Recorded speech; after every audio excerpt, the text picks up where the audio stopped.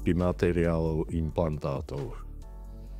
Implantáty sú tvorené silikónovým obalom, ale naplnené môžu byť buď fyziologickým roztokom, čo je roztok vody, slaný, alebo gelom.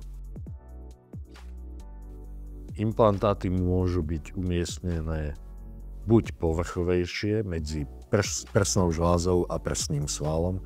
Prsný sval je taký trojuholník, ktorý ide takto, alebo pod prsným svalom. Životnosť implantátov v zásade nie je obmedzená. Výrobcovia väčšinou dávajú záruku 10 rokov na ruptúru, ale umiestnené môžu byť kľudne aj 15-20 rokov, ale podmienkou je, aby pacientka minimálne raz za rok absolvovala sonografické vyšetrenie prsníkov, kde niekto vlastne aj vidí, ako ten implantát vyzerá, či z nie je nejaký problém. Čas na výmenu implantátov nastane v podstate vtedy, keď je buď nejaká estetická zmena, to znamená opadnutie alebo niečo podobné od tých prsníkov, alebo je nejaký problém s implantátom, ruptúra a podobne.